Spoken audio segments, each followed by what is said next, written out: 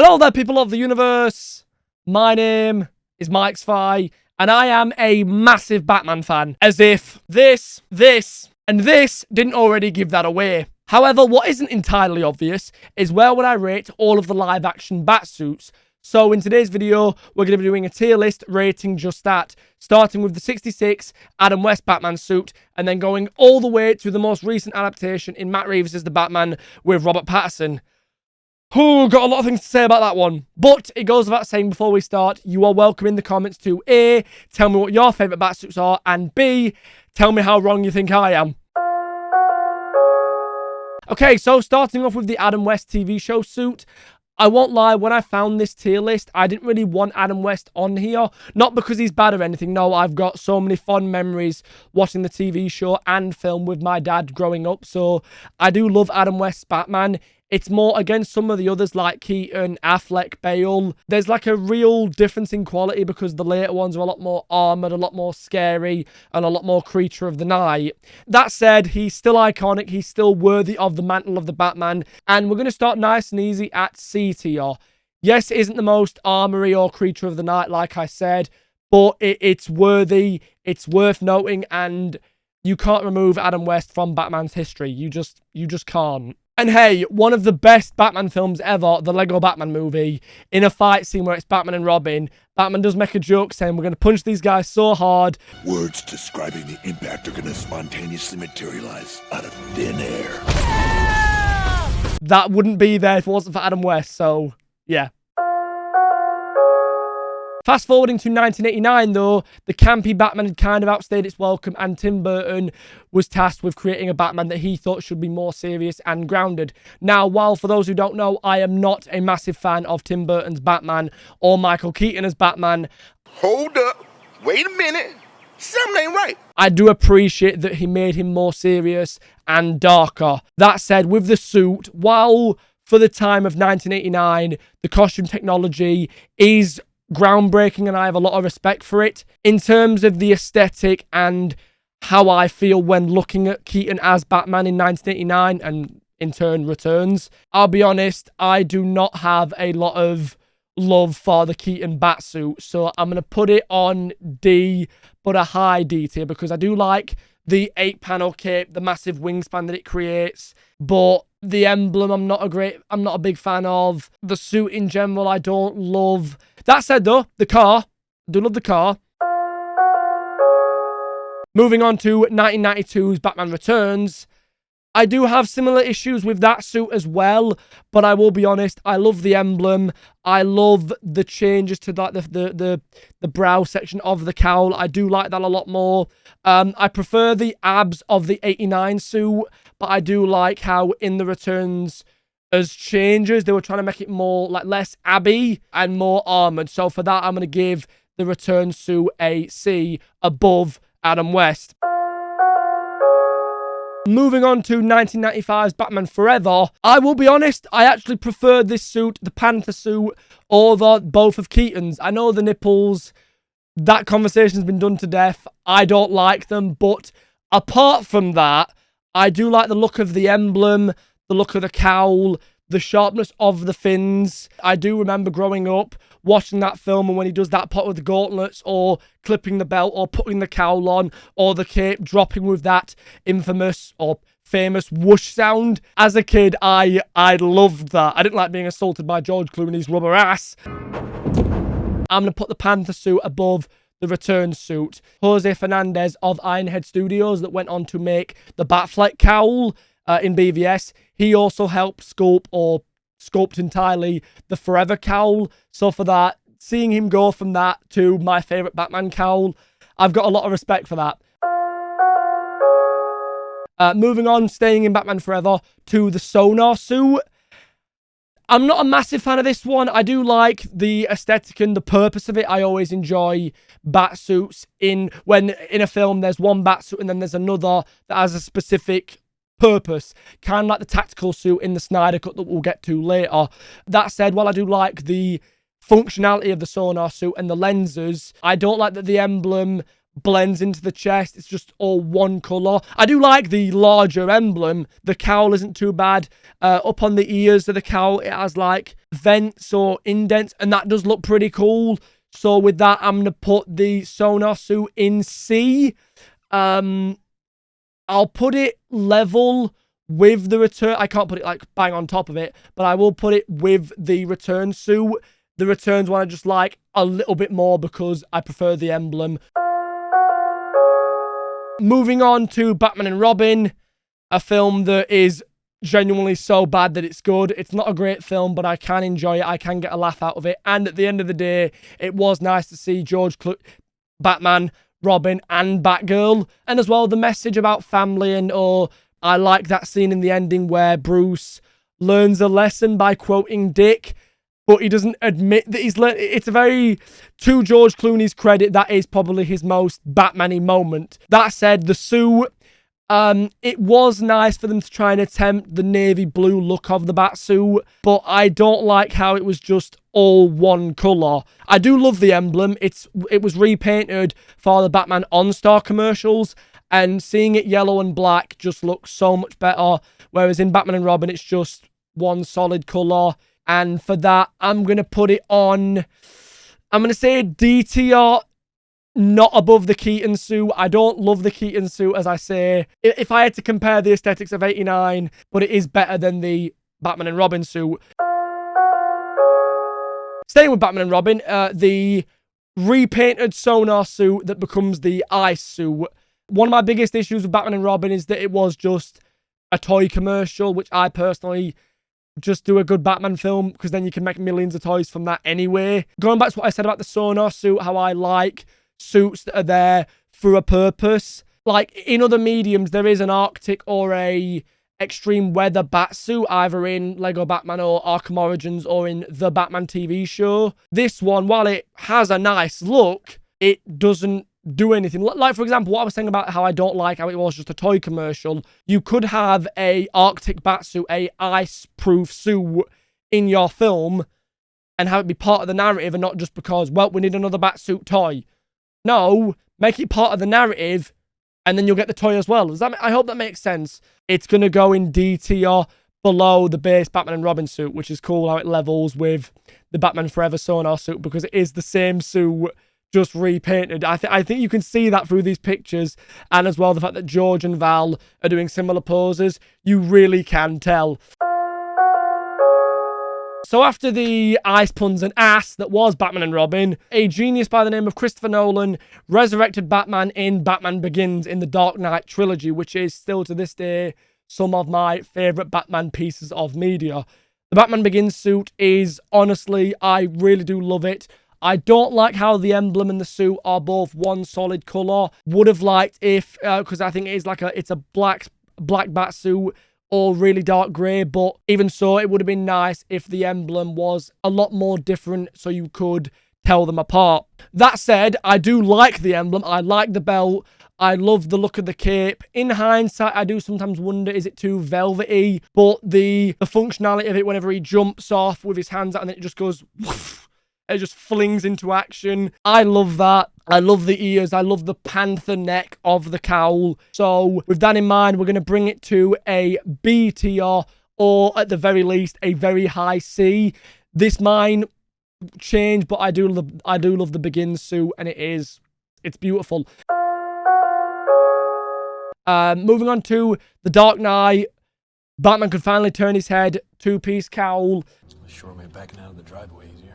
I do love that suit. I don't like the emblem because of the way the plates bend. You can barely see the emblem. I don't like that. And again, it's all one solid shade. The gauntlets, I really do like, especially the Dark Knight and how the functionality of like when they shoot out and hit the Joker in the face. Not much else to say. I do love the Dark Knight. I'm going to put that in B tier as well. But, oh no. No, I'll put that as definitely at top of C. Moving on to Gotham. Oh my god, this suit is bad. It is. Oh, this suit is. It's really bad. This one is just straight up going in fucking, I'd rather hockey pads, because I would. Cowl is really poorly made. The belt is all right. That's probably the best part. And even then, I'd rather word it as the belt is the least shittest part. The emblem, like, an emblem should sit like nicely on the chest, but with that suit, if you looked at it side on, it looks like the emblem is like this. Like, it doesn't look like it's on properly. The ear length is okay, you can have that, but no, it is. I fucking hate it. Moving on though, what I do not hate is the Batman v Superman Batfleck suit. Oh, we're getting into some fucking good territory now, because I am such a geeky little bitch when it comes to this suit. The head turn, the emblem, the belt, the gauntlets, the overall silhouette is glorious. I truly, truly love the BVS suit. And then the boots as well. The cape when he jumps through the into the warehouse off the Batwing. He just full on presses X to glide kick. It's so cool. It is legitimately one of my favorite bat suits, both in look, but also costume technology. With that in mind, the BVS suit is going to go straight in S tier. It isn't my favorite Batfleck suit. We're going to get to that, but the cowl is by far my favorite Batman cowl. And I remember when the film came out, I wasn't 100% on the emblem just because I prefer the slightly longer ears on an emblem. But throughout the years, the more I've grown to love it, and I do now think it is my favorite emblem. Staying in that film though, moving on to the Knightmare suit. There's not too much variety there. It's still the same top and cowl. I like it. I'm going to keep saying it how I like batsuits when they have a functionality in the film. They aren't just there to be toys. They do serve a purpose. And as brief as at times the Knightmare suit gets, I think it is really good. It's really cool. The big trench coat. One day I would love to cosplay Knightmare Batman because it does look really cool. I know some people take issue with it and the fact that he's got a Scar-L. But you got to remember, it's Apocalypse. It's the end of the world. Batarangs ain't going to do shit against parademons, at least that many. So Knightmare Batman is going to go in B, below Batman Begins, because again, I do love the Knightmare suit, but Batman Begins has got a cape, and Batman needs a cape. So yeah, it is really cool. One more BVS, the Mech suit. I love the Mech suit. I think it's really cool. I love the Dark Knight Returns film. There's a few issues I've got with it, but overall, I do love the visual style of it, and I love how much Zack Snyder brought that to life in Batman vs. Superman. When that film came out, it was just what I needed at the time. I love that film. It's one of my favourite films. And yeah, I love the way the white eyes work. I love the look of it, the cape, the boots, the heavy functionality. Is that the right word? Just the overall heaviness to the suit and the look. Would have been nice to see if they could have incorporated an emblem, but it doesn't make or break the suit. So for that, I'm going to put that in B tier as well, above the Knightmare suit. Moving on to Zack Snyder's Justice League, we are going to bring in what is my favourite Batfleck suit, the base one from the Snyder Cut. I'm not too fond of the cowl. The reason when I cosplay my Snyder Cut Batman, I do use the BVS cowl with the base Justice League suit. And a lot of people have credited me, telling me that that looks really cool. And I would have loved to have seen that done in the film. But the reason why I prefer the Snyder Cut suit, I know Ben Affleck prefers the BVS suit in terms of comfort.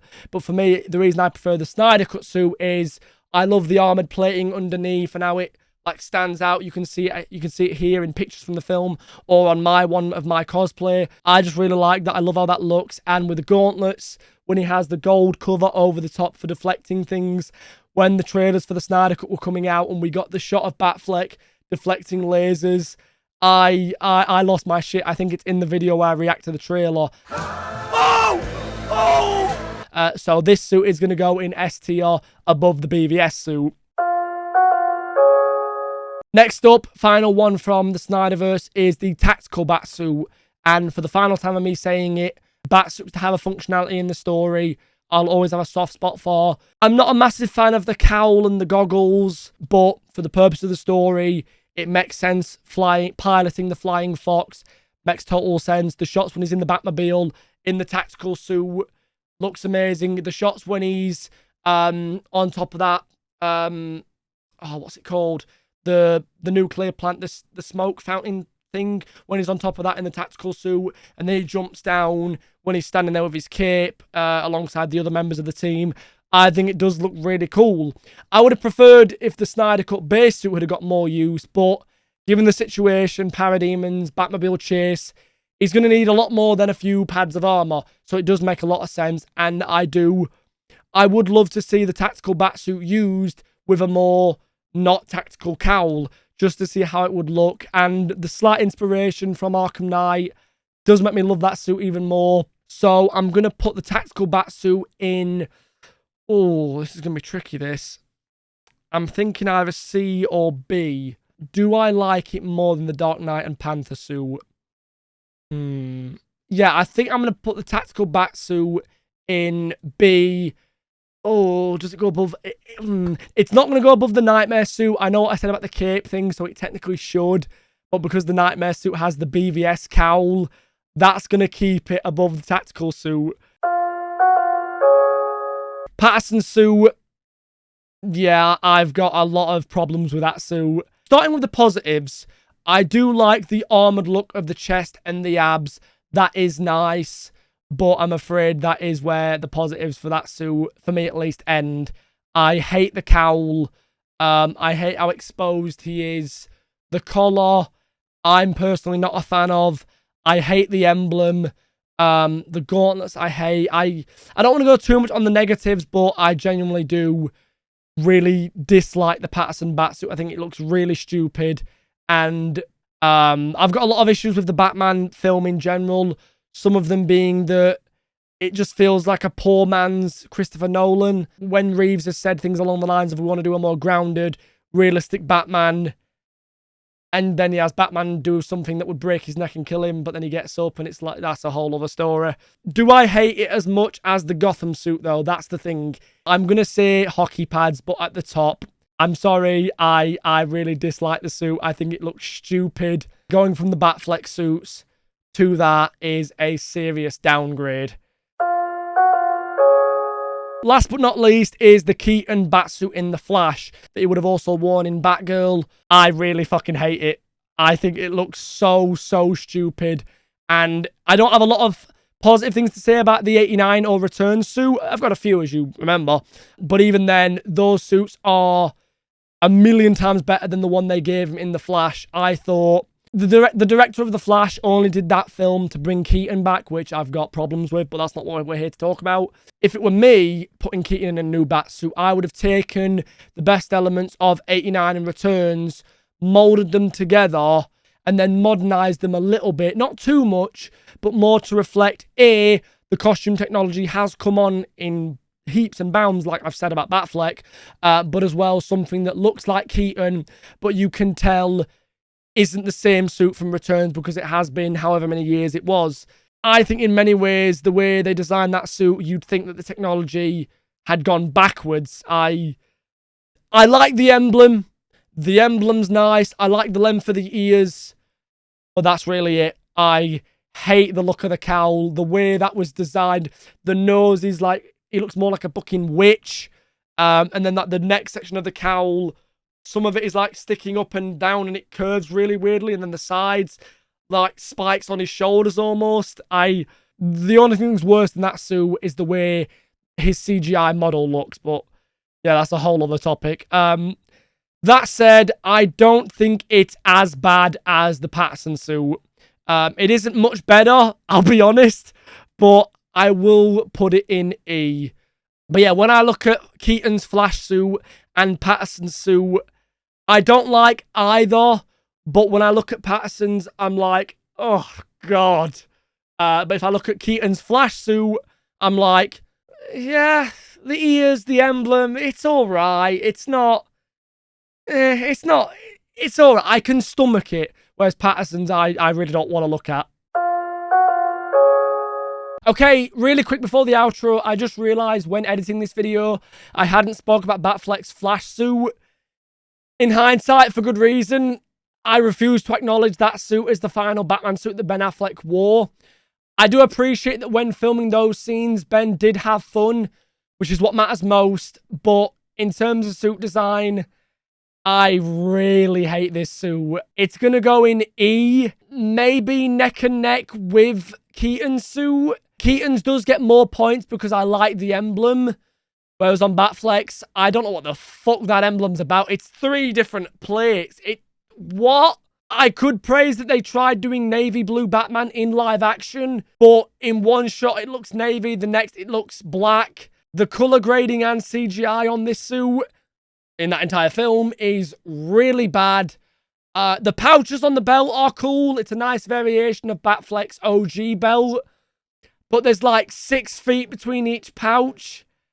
The gauntlets look stupid. The only praise I can give it, and the only reason it goes above Patterson's suit, is because I think Ben Affleck looks as good in that suit as anyone could.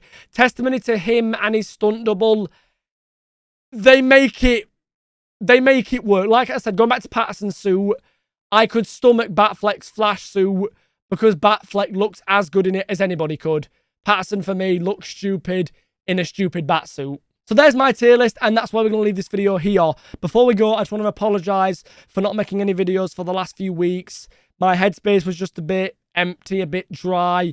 I had the motivation and the ideas and the want to make videos, but the energy to make videos wasn't there. I don't really know why. I'll be honest, I am a little nervous. This video is going to be a little rough and not that good, but if you guys did enjoy it and you watched all the way through, please let me know in the comments because that would mean a lot to me. And yeah, overall, thank you guys for watching. Be kind, be good to one another, and I'll see you soon. Bye. I'm a living legend. You ain't heard yet, you not get the message. From the moment that I'm stepping in, I get a couple weapons. Yeah, I turn to a beast when I'm repping. I'm a living legend.